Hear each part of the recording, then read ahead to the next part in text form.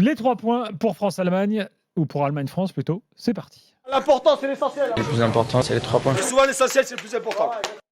Florent, quels sont tes 3 points ce soir? Premier point, défaite face à une Allemagne qui n'était pas géniale, même si elle était meilleure que sur ses dernières prestats. Et comme souvent, dans ces cas-là, les doublures n'ont pas été à la hauteur. Donc premier point, les Colomboigny, les Saliba. Premier point coiffeur. Saliba, Todibo, etc. Deuxième point, à la fois système et à la fois individualité. Le système 4-3-3, c'est pas le meilleur pour les Bleus, mais a fortiori si tu mets face à Griezmann moins bien, si tu mets Rabiot côté gauche, tu retrouves ce truc bizarre, je vois pas l'intérêt. Et une équipe sans Mbappé, une équipe de France, ça restera toujours différent d'une équipe avec Mbappé. Et puis le troisième point, désolé pour ceux qui ont dit que je fais une fixette en mode Riolo Verratti, Pavard. Mais surtout le poste de latéral en général, des deux côtés d'ailleurs, parce que quand tu as une équipe qui est moins bloc bas, ce soir, Théo Hernandez aussi, c'est difficile. CF, le dernier but allemand.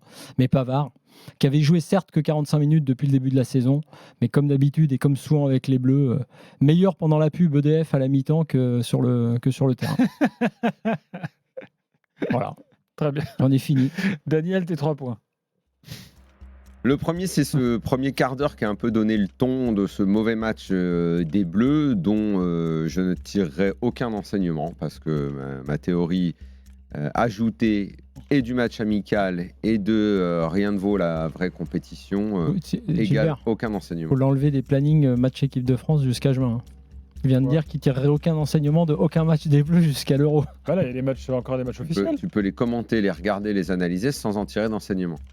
C'est bien différent. C'est bien différent. Le point 2, j'ai pas vu de 4-3-3. Moi, j'ai vu un 4-4-2 avec Griezmann et un attaquant, avec une ligne de 4 au milieu, Rabiot à gauche, Kingsley Coman à droite. Et j'ai pas compris pourquoi ce changement. Est-ce que ça voulait dire qu'on essayait un truc? J'ai dit 4-3-3. Oui, non, bien sûr, 4-4-2. 4-4-2, j'ai dit Rabiot à gauche. Oui, Griezmann, maintenant, on sait qu'il est milieu de terrain et qu'il est bien plus à l'aise au milieu pour orchestrer le jeu. Donc, ça va pas fonctionner. Et le point 3, je pense que Polo sera là pour qu'on parle de l'Allemagne. Ils gagnent plus un match, ils prennent une volée contre le Japon, ils battent la France. Est-ce qu'eux étaient plus motivés que nous? Ils n'ont pas été géniaux, le match n'était pas fantastique, vraiment. Donc je garderai mon point 3 pour parler des autres matchs, parce qu'il y avait des matchs très intéressants ce soir, et notamment Italie-Ukraine, dont on parlera avec Johan Crochet. Juste sur l'Allemagne, on a sous-estimé un truc quand même si ils n'ont pas été géniaux, le fait que le changement d'entraîneur pour les joueurs est important. C'est la course au groupe, la course à la titularisation pour certains à l'Euro. Il y a de toute façon un enjeu. Ils avaient lâché Flick. En plus, clairement, ça le montre, parce que entre le match Japon et le match ce soir, même si c'était pas génial ce soir, c'était quand même mieux. Tu ne fais pas le coup, ils font plus confiance aux voleurs qu'aux flics. Non. Non, tu l'as pas fait. Je la refais pas. Surtout qu'il paraît que tu l'as piqué à Villas. Mais c'est faux, et j'ai vu ça sur cette polémique sur Twitter. Mais Nico Villas dénonce un copy comics. Encore est-il fallu pour cela, je suis désolé pour eux, que j'écoute, et je ne sais même pas dans quelle émission. Parce que il nie le copy comics. Je le nie et je le jure sur la tête de mes enfants. Oh là, on t'en demande pas tant. Nico, t'en demande pas tant, calme-toi. Quand t'es sûr de ton fait. Laisse tes enfants en dehors de ça, il manquerait plus que t'aies oublié un truc ou une phrase de travers. Franchement. Je demande la preuve déjà de leur part. Je connais Nico Villas, là, il est tranquille sur la A13. Il y a des bouchons. Si elle n'est pas fermée. Son fond plein de bienveillance a du mal à le prendre. Oui, il a manqué un accident de peu. Il n'en demande pas tant, il accepte que tu fasses des blagues comme lui. Voilà. T'inquiète pas, il t'en voudra pas. Les grands esprits se rencontrent. Voilà, exactement. T'avais fini? Oui, j'ai fini. Très bien. Marc est là au 32-16. Salut Marc. Et salut Gilbert, salut Daniel, salut Florent. Salut, bienvenue dans l'After. Merci pour ma première. C'est ta première? Écoute, parfait. On t'écoute, alors du coup, on te laisse la main. Je crois que tu voulais revenir sur les choix de Deschamps. Oui, après, même si en préambule, je pourrais dire qu'il fallait s'attendre de toute façon à un match piège, match sans enjeu, et pourquoi piège? match après un changement de sélectionneur, et match sans enjeu. Donc on savait qu'on allait affronter une équipe un peu plus motivée plutôt. Une équipe un peu revigorée plus que piège, parce que quand tu joues l'Allemagne, tu ne peux pas dire que tu es piégé. Ça, c'est une équipe de coiffeurs. Après, je vous entendais 4-4-2, 4-3-3, Florent disait, c'était presque un 4-5-1 pour moi. Oui, tu as raison en plus, c'est vrai. Mais à partir de combien de... Qu'est-ce qu'on considère être un match de coiffeur? Est-ce qu'on considère qu'il y a un 11 type des Bleus et que ce soir... parlons-en. Et que ce soir, il était complètement remanié? Est-ce que... Moitié. Bien sûr. Saliba, Todibo, c'est pas les titulaires. Pavard, c'est pas un titulaire, loin de là. Enfin, donc tu as la moitié, 3/4 de la défense. Et si je considère que Théo peut être considéré à coup sûr comme un titulaire. Hernandez est titulaire désormais. Ouais, enfin, Théo Hernandez est titulaire. Donc coiffeur, en fait, t'envoies 3. Kamavinga, Kolo Muani. Non. Ah bon? Ah bah si. Daniel, Konaté ou Upamecano, c'est la charnière, t'es d'accord? Non. Ah bon? Ah oui, d'accord. Bah alors dans ce cas-là, oui. À quel moment ils l'ont réellement été? C'est à partir de quand tu t'installes vraiment? Non mais c'est qui la charnière alors? Mais je ne sais pas. Ah bon, bah si, c'est Konaté ou Upamecano. On l'a dit hier, tu m'as dit si, c'est quand même eux depuis un petit moment à la Coupe du Monde et compagnie. Je t'ai dit hier, pas ça du tout. Je t'ai dit que justement, je ne voyais pas en quoi Saliba était inférieur à ces mecs-là et en quoi on pouvait dire que c'était totalement installé. Ah, moi je t'ai dit que c'était un chantier, mais tu me demandes qui sont les titulaires dans la tête de Deschamps. Que c'est pas complètement installé. Ah, bah, bien sûr, c'est ce que je t'ai dit hier. Donc, en revanche, si tu me demandes. Coiffeur, c'est une expression où vraiment, c'est des mecs qui jouent jamais. Non, mais c'est le mot. Non, mais les doublures, les joueurs qui devaient prendre leur chance ce soir et qui joue peu. Saliba, tu vas me dire qu'il joue beaucoup en équipe de France. Todibo, tu vas pas me dire qu'il joue beaucoup en équipe de France. Donc ceux-là, c'est sûr. Kamavinga, il joue pas encore assez. Pour moi, je suis pour qu'il soit titulaire. Kamavinga quand même. Coman, c'est différent. Non, plus souvent remplaçant que titulaire. Non, mais pas Coman. Il joue pas des matchs entiers. Plus souvent, dites-moi plutôt qu'il n'y a pas une formule, qu'il n'y a pas une formule totalement arrêtée. Mais je vois pas ce qu'est l'équipe type. Ah bah alors je vais te donner une équipe type, par exemple dans les têtes de Deschamps. Maignan, Upamecano, Konaté. Tu sais qu'il y a moins d'un an, il y a eu une Coupe du Monde. Donc comment tu peux me dire qu'il y a une équipe type alors qu'il y a eu une Coupe du Monde? Il y a eu une Coupe du Monde avec une équipe. Et toi, tu me dis que 8 mois après, il y a une équipe type. Hier, tu me dis, quand je te dis qu'il y a un chantier en défense, mais non, il n'y a pas vraiment de chantier en défense. Bah si, il y a un chantier, mais n'empêche que dans la tête de Deschamps, il a quelques bases. Je t'ai dit justement hier qu'Upamecano, il a montré quelques limites en Ligue des Champions. Peut-être que Deschamps allait le challenger. Mais c'est pas avec ce que Todibo et Saliba ont fait ce soir qu'il va être enclin à changer. Donc si tu me demandes quelle équipe... Pour moi, il y a une vraie différence entre Saliba et Todibo, pardon. T'en as un qui joue dans un grand club, t'en as un autre qui joue dans un club moyen de Ligue 1. C'est quand même pas la même chose. Peut-être, mais en tout cas, si tu me demandes, je te dis qu'effectivement, Koundé à droite, même si c'est pas génial, loin de là. Au passage, on a revécu ce soir ce qu'a vécu l'équipe de France en finale de la Coupe du Monde. Ils sont tous mis la barre à gauche. Je vais regarder précisément le nombre de sélections de Konaté pour voir en quelle honneur il devient un titulaire indiscutable. C'est pas une histoire de sélection, c'est une histoire là. Sur ces derniers mois, Konaté ou Upamecano, Koundé à droite, Théo Hernandez ou Lucas, selon le système à 3 avec Lucas dans l'axe, Rabiot, Tchouaméni, Dembélé ou Coman, effectivement, Griezmann, Mbappé. Tu lances un sujet, puis après, quand tu as tort, tu dis c'est pas le sujet du soir. Moi, je te dis. Je ne vois pas en quoi j'ai tort ou raison. Je te dis qu'il y a une équipe. Le tort et la raison là-dedans. Tu me demandes est-ce qu'il y a une équipe type, je te dis oui, il y a une équipe type dans les prix des champs. Si c'est ça le débat, pour moi, il n'y en a pas. Bon, tiens, voyons si Marc. Non, il ne doit pas y en avoir. C'est différent. Je vois pas la Coupe du Monde. La Coupe du Monde, il y a encore Varane. Et c'était la finale le 18 décembre. Une équipe type, c'est quand même une équipe qui est installée depuis plusieurs années. C'est qu'il ne doit pas y avoir de titulaire indiscutable, toi tu dis. Mais moi je te dis que Deschamps, il a quand même une idée. Laissez Marc s'exprimer. Vas-y Marc. Ouais, je pense que... Alors sur les côtés, de toute façon, il n'y a pas débat. Pavard, il a carrément pas sa place. Il arrive toujours pas à faire un centre. Il ne sait pas défendre. Et pourtant, je sais qu'il avait du soutien sur son côté. Cependant... Parce que Koundé, lui, il fait des centres et il est bon. Mais Pavard, qui n'a pas encore joué ou à peine un bout de match avec l'Inter, il fallait qu'il soit performant dès ce soir. Moi, je préfère encore mettre Daniel. Je préfère encore mettre Malo Gusto et des mecs qui sont arrière droit plutôt que de voir ça. Koundé, t'as raison. Koundé ou Pavard, ça ne va pas. Les pauvres, ils jouent pas à leur poste. Je préfère que tu le dises comme ça. Après, en fait que tu as envie de voir un vrai arrière droit plutôt que de taper sur la gueule d'un mec qui n'a pas encore joué cette année un bout de match et qu'on met directement à une place qui est décidément pas la sienne et qu'à chaque fois on massacre. Je trouve que c'est injuste. Et en fait, je veux pas défendre Pavard, ses qualités ou pas ses qualités. Je trouve que c'est un procès qui est injuste en fait. En tout cas, on se rejoint sur le fait que quitte à avoir ça, il faut mettre un arrière droit. Marc. Là, c'est autre chose. Puis Hernandez, j'ai pas trop envie de lui tomber dessus sur ce match parce qu'il était censé avoir Rabiot sur son côté, seulement Rabiot était toujours dans le cœur du jeu, ce qui fait qu'il a ciré tout son côté gauche tout le match, en fait. Alors déjà, il défend pas très bien, mais en plus, il devait tout assurer tout seul, sans aucun soutien. Ça a un peu changé après avec la rentrée de Fofana, Kamavinga qui qui a basculé sur la gauche, mais c'était beaucoup trop tard. Après, si on doit ressortir un seul joueur de ce match, moi je dirais c'est Aurélien Tchouaméni qui commence vraiment à avoir la classe patron au milieu de terrain, enfin qui commence. Ça fait déjà un petit moment qu'on le sentait, mais même dans une équipe en difficulté comme ça, Tchouaméni non seulement a été à la récupération de balles, et a même été à un moment tributaire du jeu aussi quand. Mais c'est lui qui provoque. Tu as tout à fait raison. Tu fais l'évaluation avant l'heure, mais tu as raison de dire que lui, il est en train de marquer des points parce que même offensivement, les 3 têtes en première période consécutive, c'est lui. La frappe qui est repoussée difficilement par Ter Stegen avant que Kolo Muani ne glisse, c'est lui. Et sans compter effectivement les récupérations, il a fait lourd. Mais moi, j'aime bien le duo, la promesse du duo Camavinga-Tchouaméni d'ailleurs. Ah bah donc tu veux sortir un titulaire indiscutable, Adrien Rabiot. Ah mais moi j'ai pas dit que c'était mon équipe type. Hein. Moi je suis pas, j'aime pas les latéraux, donc je vais pas te dire que c'est une équipe type. Hein. C'est l'équipe type dans l'esprit de Deschamps. Puis on a Guigné, Nico Villas. La 13 est fermée. Il va encore rentrer par la départementale, il va arriver à 1h du mat. Oh la 13 fermée, il va arriver très tard, sa femme, il passe un savon. Et puis qu'est-ce que c'est énervant quand tu finis tard et que tu te dis ça roule, c'est peinard normalement le soir. Normalement, ouais, mais non. Oh la vache.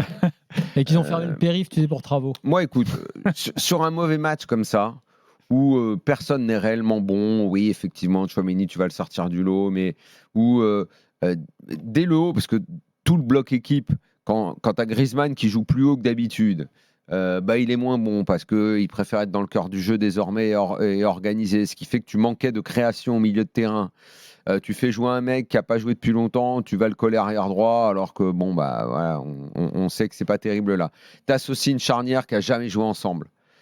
Et tu veux de la performance, et ça se termine par on les taille après, j'ai un peu de mal. J'ai un peu de mal, c'est pour ça que je veux tirer aucun enseignement de ces matchs des Bleus là. Daniel, on peut Pavard, c'est pas nouveau. C'est pas nouveau, mais je t'ai pas dit que c'était nouveau. C'est pas pour lui taper dessus ce soir, spécialement. Je te dis pas que c'est nouveau. Je te dis qu'en plus, là, ce soir, les circonstances font que c'est s'il avait fait un gros match que c'était spectaculaire. Dans ce cas-là, c'est Deschamps qui fait n'importe quoi dans sa compo. Parce que mettre Pavard, tu as raison, il a fait 45 minutes en Coupe d'Allemagne, je crois, et rien avec l'Inter encore. Donc d'accord, mais c'est la compo, ça, c'est Deschamps. Mais Deschamps, il est là. Le match qu'il fallait gagner, c'était il y a 3 jours, il l'a gagné. Là, il fait un match amical qui est certes de prestige, qui est tout ce que vous voulez. Ces matchs amicaux, ça remplit le calendrier, ça doit faire de l'audience, c'est bon pour le business, mais à 3 jours du championnat qui va reprendre, il fait tourner, ça donne une équipe bancale qui n'a pas eu le temps de préparer, de bosser ensemble. Bon voilà, c'est rare que tu fasses des bonnes performances. Tu as l'Allemagne en face avec un changement de sélectionneur, ils sont en état de crise, ils reçoivent une équipe qui est parmi les meilleures au monde. Eux, ils ont une sorte de motivation que les Bleus n'ont pas vraiment. Ça se joue plus à des détails comme ça qu'à une réelle équipe qui en plus était toute biscornue complètement dans ce 4-4-2 très bizarre. Je te suis pas, Daniel, sur un point. C'est là où l'intérêt des fameuses doublures, c'est la motivation.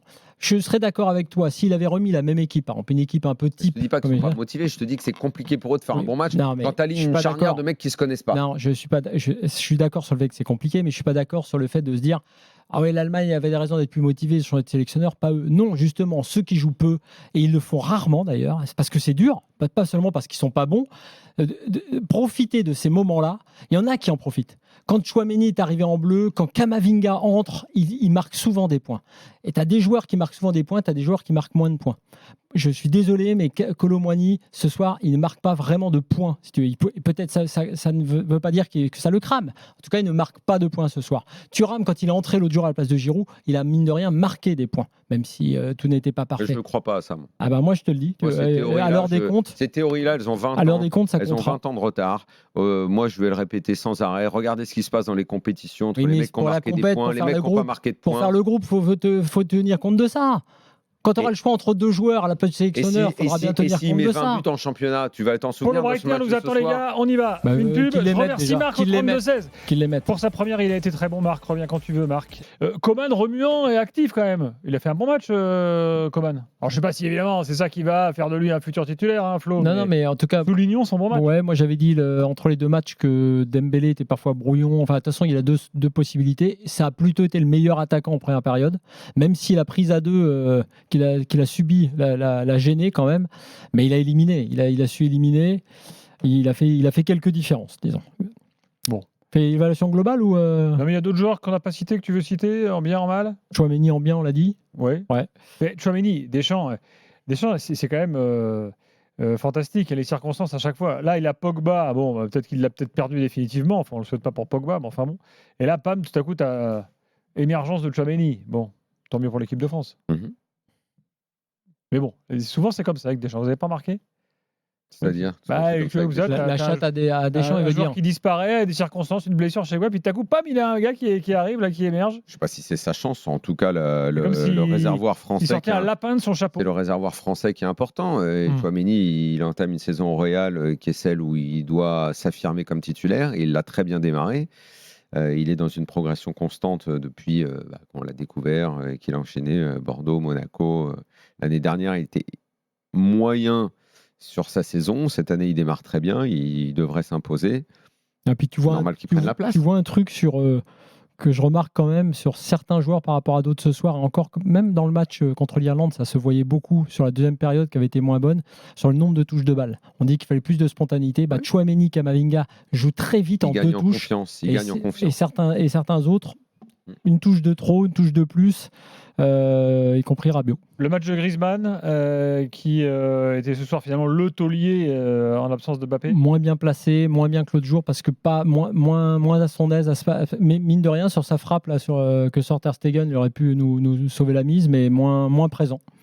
Bon. Pas assez à la baguette quelque part. Trop haut pour être un lanceur de jeu efficace. Daniel, tu nous as pas dit que ton équipe jouait ce soir?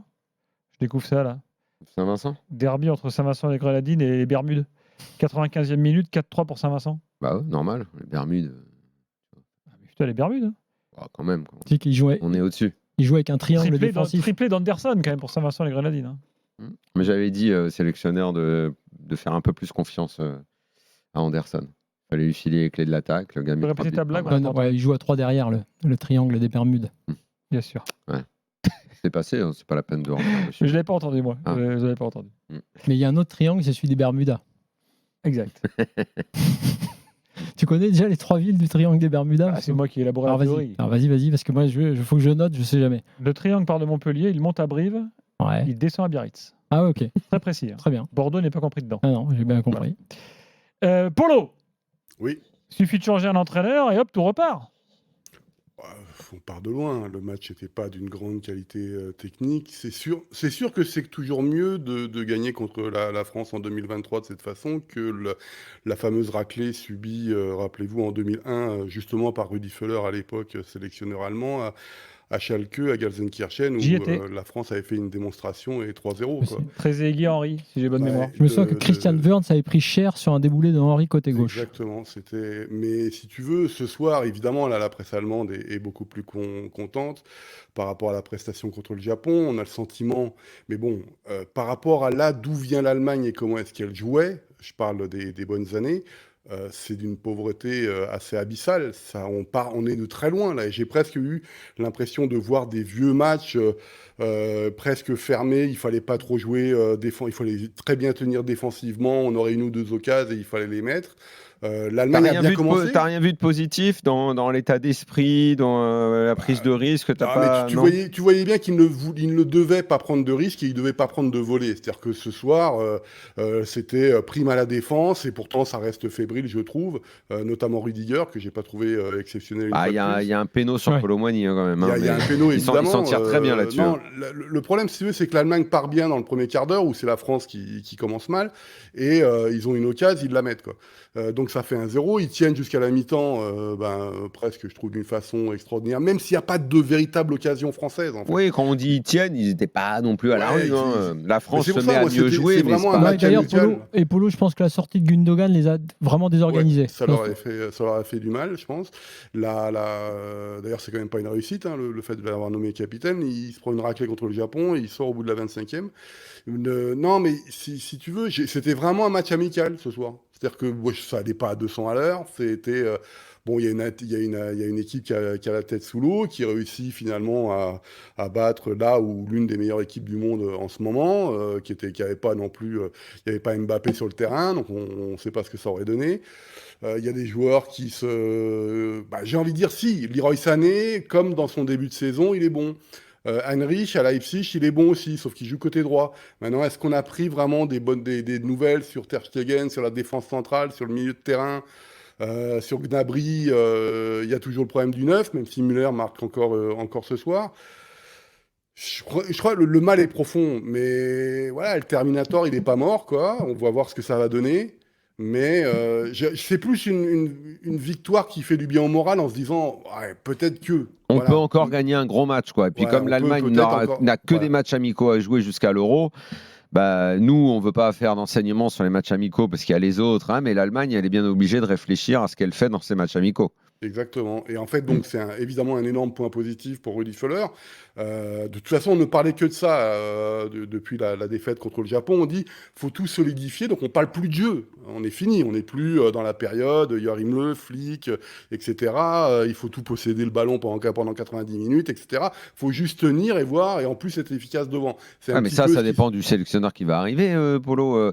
L'histoire d'où il faut solidifier, machin, ça dépend du mec qui vient. Si Völler ne continue pas, parce que j'imagine qu'en Allemagne, après une victoire un peu prestige contre les Bleus, ils vont dire ouais, il faut qu'il reste, il faut qu'il reste. C'est sûr que des voix vont se faire entendre. Moi, c'est ma théorie, ça. Moi, tout le monde, lui, le premier, évidemment, parce que c'est la version officielle, dit qu'il est là que pour une rencontre et dans 3 semaines, il y aura un nouveau sélectionneur. Mais déjà, il faut le trouver, le nouveau sélectionneur. Il faut pouvoir le payer.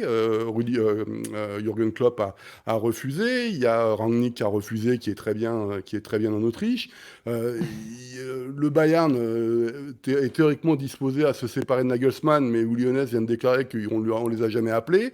Donc toutes ces choses-là restent que c'est très superlatif. Donc est-ce qu'il y a, encore une fois... En tout cas, tous les sélectionneurs potentiels ne sont pas des mecs qui vont jouer le béton. C'est que des mecs qui voudront remettre un jeu en place en vue de l'Euro. Je ne suis pas persuadé. Ceux que tu viens de citer sont que des gars qui ont des idées arrêtées sur la façon. Il y a Zammer qui s'est déclaré, il y a Félix Magath qui s'est déclaré. Là, c'est autre chose. Là, tu me cites des mecs qui, effectivement, vont venir pour jouer autrement. Ça, oui, je pensais qu'on restait sur Nagelsmann, Glasner. En dehors de l'hypothèse Völler, effectivement, il serait peut-être tentant d'aller sur un sélectionneur de deuxième liste plutôt que la première, par rapport au mal actuel. Parce que sinon, ça veut dire que tu dois repenser en termes de jeu, être ambitieux à un moment. Non mais Flo, c'est intéressant parce que c'était hier ou ce week-end, je ne sais plus, Horst Hrubesch a fait une interview qui était le premier en fait à véritablement donner une explication à ce qui se passe dans le football allemand depuis quelques temps. Donc Horst Hrubesch, évidemment, vous le connaissez tous en tant qu'attaquant dans Non, moi j'ai oublié qui c'était. Le front le plus large et long et large de tout le C'est quelqu'un qui a une énorme notoriété, pas trop connu d'ailleurs à l'étranger, et qui était le coach des U21 lors de la victoire en 2009 avec les Espoirs. Absolument, ça tu fais bien de le rappeler parce que très peu de gens parce qu'on pensait qu'il était un peu oublié, le gars avec le gros front, c'est quelqu'un, et qu'en plus il était un peu chapeau à chaque fois en fait quand il y a besoin de lui, parce que c'est une référence sur la formation. Aujourd'hui, il est responsable de la formation à Hambourg, et en fait il faisait bien jouer son équipe Espoir. Pourquoi lui n'a jamais été sollicité pour prendre les grands? Il n'était pas intéressé par ça en fait. Ah ouais. Il n'est pas ça. Et il a donné une interview extraordinaire. Quand je dis extraordinaire, c'est que pour la première fois, on a peut-être une explication du mal allemand de ce qui s'est passé. Lui, il dit oui, nous avions besoin de cette révolution dans le jeu, de nous inspirer de ce qui se passait en Espagne, etc., notamment dans le jeu, etc. Il fallait la possession, blablabla. Mais il fait comprendre en fait que nous, on est des Allemands et il faut que la science maîtrise tout. Et donc, en fait, on a tellement évolué dans notre football que l'individu joueur ne trouve plus sa place dans les schémas qu'on lui propose. C'est-à-dire qu'il y a des situations de jeu, tu perds le ballon, 2 secondes après, c'est une nouvelle situation de jeu, tu dois la comprendre tout de suite, etc. Et on se dit, où est l'intuition à l'intérieur? Et peut-être que les joueurs, et peut-être que cette génération, Joachim Löw, Hansi Flick, etc., mais on pourrait même penser à des garçons comme Nagelsmann ou d'autres, alors que Jürgen Klopp, lui, est toujours un petit peu dans le combat. Faut voir son Liverpool, etc. C'est beaucoup trop scientifique, voire scientiste dans ce qu'on propose. Toute cette nouvelle génération de ce qu'on appelle les laptop trainers, là, qui ont tous enregistré tout ce qu'il faut, toutes les phases de jeu, tout ce que ceci, tout ce que cela, et que finalement, on n'arrive pas à reproduire théoriquement sur ce qu'il y a sur le tableau noir, sur le terrain. Et c'est le premier qui a donné ça. Dans ces cas-là, il vous faut Klopp alors. Klopp, je pense qu'il dirait oui. Alors il a dit non, mais c'est évident qu'il y a ça qui est important. Et je trouvais cette explication, encore une fois, je ne dis pas que c'est celle-là, que l'explication de ce qui se passe en ce moment, parce que ça n'explique pas le problème de la mentalité des joueurs, j'allais dire des gamins, etc. Mais de revenir un petit peu dans ce que d'une équipe d'Allemagne qui voulait absolument dominer le football et dominer la science footballistique dans son ensemble.